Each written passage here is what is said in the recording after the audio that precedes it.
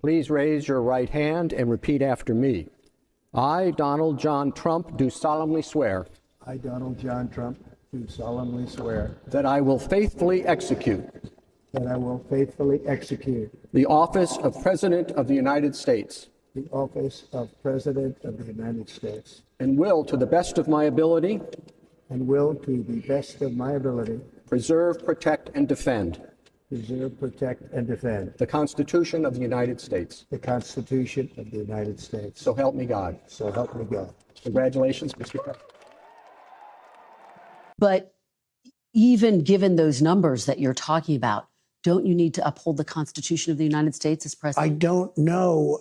I have to respond by saying again, I have brilliant lawyers that work for me. I'm Antoine Michael, and this is The Breakdown. Let's map what is taking place here. The mayor of Newark, New Jersey, Ras Baraka, has been arrested at an ICE detention facility for protesting because he says that their policies and procedures, which is happening in his city, are illegal and that he's not going to stand for it. The Attorney General of the state of New York, Letitia James, is under investigation by the Department of Justice. The same Letitia James that has won cases against Donald Trump and has also been working with attorney generals from different states looking into Project 2025 and what the Trump administration is doing and bringing cases in court. Then there is Judge Hannah Duggan, who protected those who were impacted by immigration, customs, and enforcement. And she was arrested and disappeared by ICE.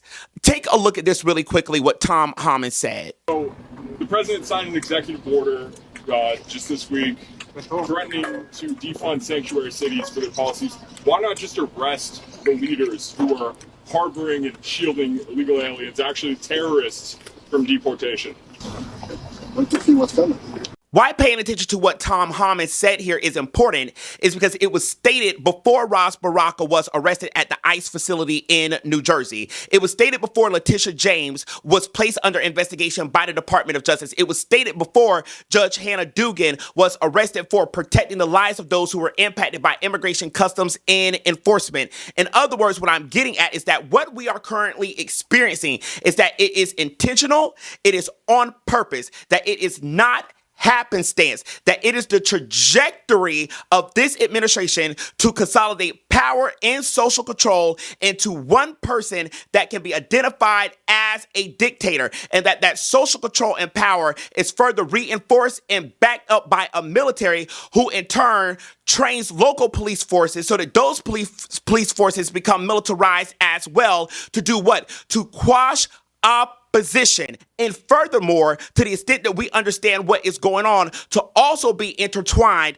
with a type of extreme racialized ideology that demands that non-white others are further peripheralized and marginalized, then what we understand is that fascism is not coming, but that it is here and that it is being backed up by an administration that is further stressing the dumbing down of educational institutions in the United States of America. And further to that point, the Trump administration is now also seeking the suspension of habeas corpus. In other words, what this administration is saying is when we put you into a jail cell, we no longer want you to have the right to bring your case before the court, whether that be for immigration, customs, and enforcement, whether that be for petty theft, whatever have you. What this administration is trying to do is quash the very rights that it swore an oath to. And what's very, very interesting about this taking place is that it flies in the face of the Republican Party, who is all about law and order. Where are the constitutional originalists of the Republican Party?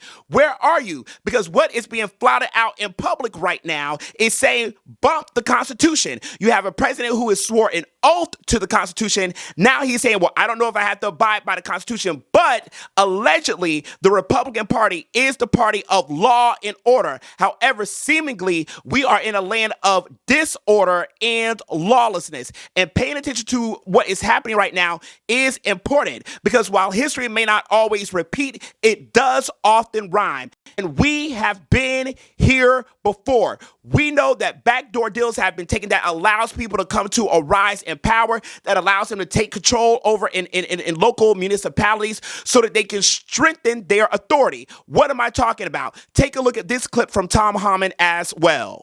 We're not going to rest until every criminal illegal alien's out of the state of New York, specifically New York City.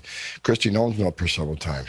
She's coming back. We're going to do our job despite the city council who wants to continue putting roadblocks up in the agreement that me and Mayor Adams had. Now, while we know that the mayor of New York City, Eric Adams, got off, and we know that that was probably part of the deal, what we also need to know is what else was in that deal that allows for Donald Trump to strengthen his authority and do that vis-a-vis the lives of folk in New York City. In other words, what I'm stating here is that the mayor of New York City, Eric Adams, exchanged 30 pieces of silver for the lives of those in New York City so that Donald Trump could extract social control and power and demonstrate a certain thing to the nation state that is the United States as well as the world more broadly. That one man, Eric Adams, was able to strengthen Donald Trump by offering up New York City as a site of sacrifice. What this also teaches us is that black faces in high places do not always result in liberation, that we must be very, very clear about what one's policy platform is, who is bankrolling these people, and what their intentions are. That just because someone looks like you, that all skin folk ain't your kinfolk, because Mayor Eric Adams has clearly, as Tom Homan has made clear here, has sold New York City up the river without a paddle, and now they are subject to militarized forces vis-a-vis NYPD, ICE, as well as other forces. So point that I am getting to at this particular, in this particular breakdown, is that what we are experiencing is intentional, that this is the trajectory of the nation. And as we are experiencing this moment, what we are also finding ourselves reckoning with is working class white folk who overwhelmingly voted for this, because what they would rather do is vote against their own interests instead of having non-white persons be able to take advantage of resources, be able to access education,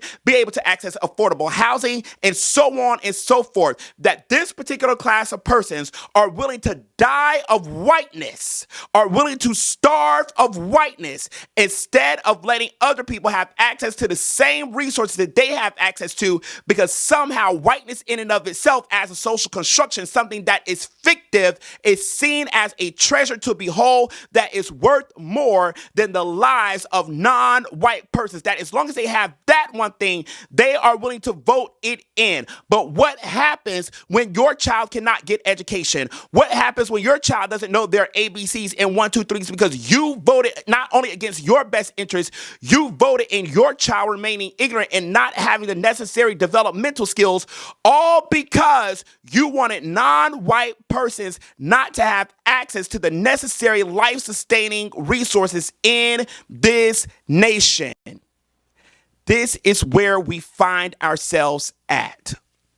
And this is a space that we are going to have to watch, where the mayors of cities are being arrested, where an attorney general of a state is now under investigation, the same attorney general who won a case against Donald Trump. So now law is being used as retribution, to where judges who are protecting those in their courtrooms are now being arrested. And now we have the Trump administration trying to suspend habeas corpus, so much so to the point to where now when folks are disappeared to El Salvador and other regions around the world, I'll get into that in another breakdown episode, that now the administration is seeking to have it such that those people don't even have a right to bring a claim. When it happens to the least among us, it happens to all of us. One more time. When it happens to the least among us, it happens to all of us. There is no, as Audre Lorde stated, there is no such thing as a single issue life, because none of us have single issue lives. We have intersecting identities. And when it happens to the most marginalized groups, it happens to us all, that it will not be long before it knocks on our door. If you ever wondered what you would do during the civil rights movement, if you ever wondered what you would have done during the Black Power movement or any other movement, your answer to that question is what you are doing right now. That's your answer. We are living in historic, very historic times that will be in a textbook somewhere and not necessarily the best historic times. The trajectory, the aims, and the goals of this administration are clear. And the question we have to ask ourselves is, what are we doing in this hour to sustain ourselves, those we love, as well as our neighbors? This has been The Breakdown. I'll see you in the next one. Peace.